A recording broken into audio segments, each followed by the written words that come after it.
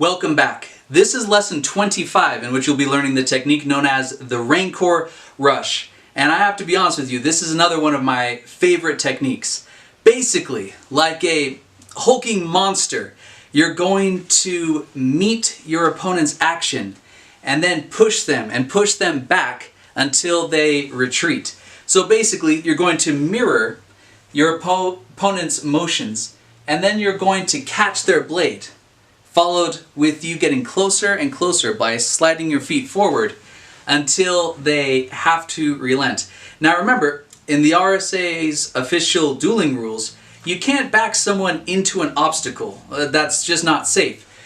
But with this technique, you'll be giving them enough pressure so that they're forced to retreat and not go through with their attack.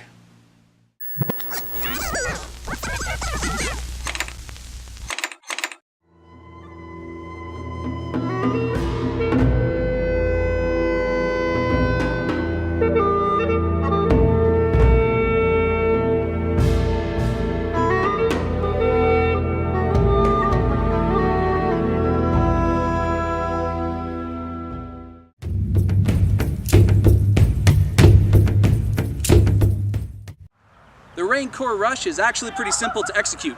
You will be mirroring, or rather matching, your opponent's movements as they chamber back and attack you, like with a diagonal slice, just like with our clone cutter technique.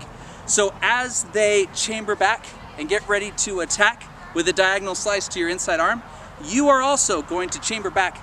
You're not going to step back as far, and you're not going to need to load the springs, so to speak. You're not going to need to chamber it as intensely. You're basically going to back up and then match so that you create an X with your sabers. You're going to match, but you're not going to stop there. Make sure that your hilt is above their hilt. This will give you a crucial advantage. As your hilt is higher than theirs, you will slide your feet forward, or you will take regular steps forward. Especially when you're practicing, you're going to want to take 3 steps forward or so to mimic the pressure that you would be receiving from your opponent.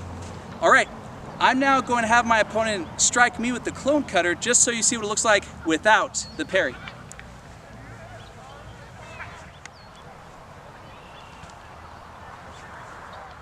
And now I'm going to repel her with the Rancor.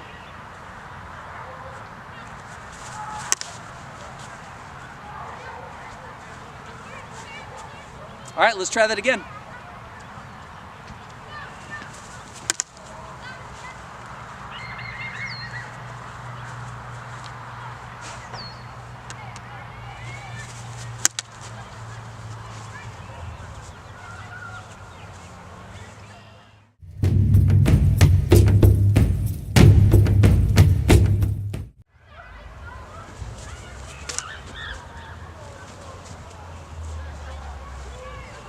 You're not going to push your arms forward against your opponent to force them on their back foot.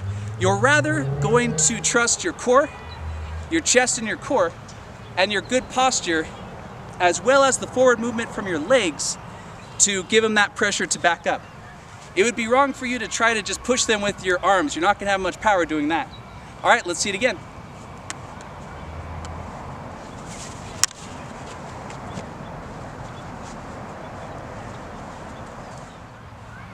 Now this technique looks pretty easy, especially if you're much larger than your opponent.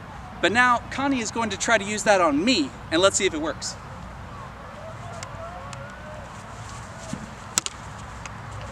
Sorry.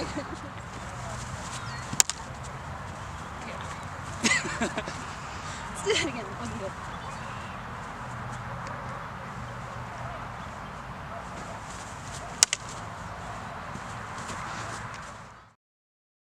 As you chamber back, breathe in. Before your opponent can complete their swing, interrupt their movement by stepping forward with your right foot and catching their blade with yours. Maintain pressure against your opponent as if your blades were glued together. As you slowly breathe out, slide your left foot and slide your right foot forward again. This should place you uncomfortably close to your opponent, forcing them to step back.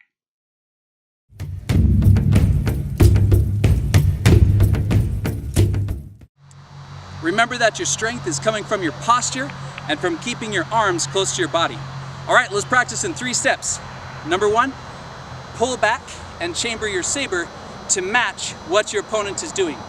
Step 2, catch it before they're able to execute the full motion of their attack. 3, take 3 steps forward. All right, get ready. 1, 2, 3. I like to lead with my left foot because we're using normal steps as we walk forward. All right, let's do it again. 1, 2, 3.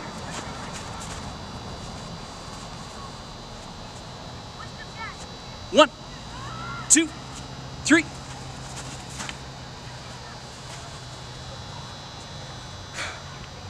1, 2, 3.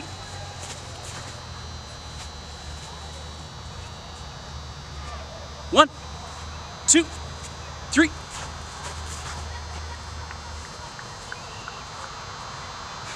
1, 2, 3.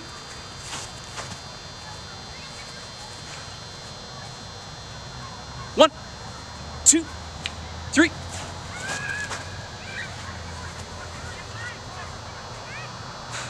1, 2, 3.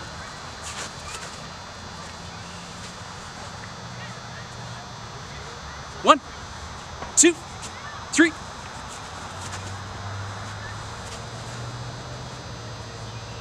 1, 2, 3. Let's practice in 2 steps.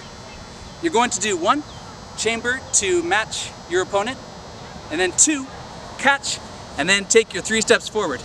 All right, get ready. 1, 2. 1, 2. 1, 2.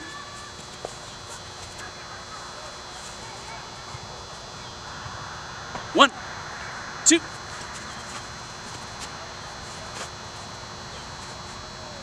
1, 2.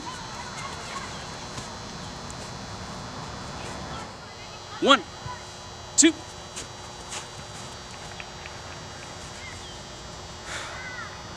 1, 2.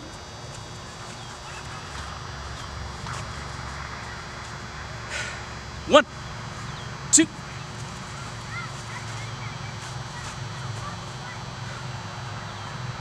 1, 2.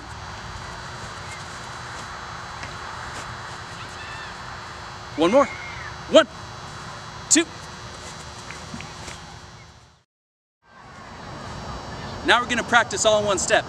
Breathe in as you chamber back, and breathe out the moment that you clash blades with the opponent in your mind. All right, let's do 10. 1.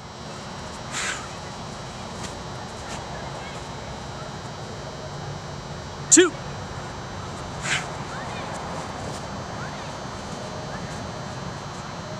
3.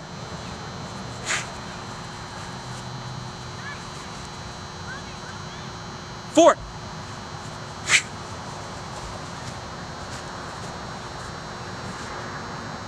5.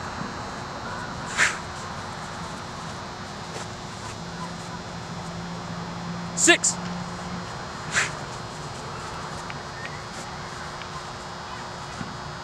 7.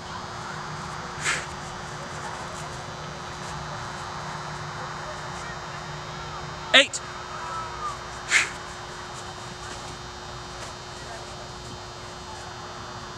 9.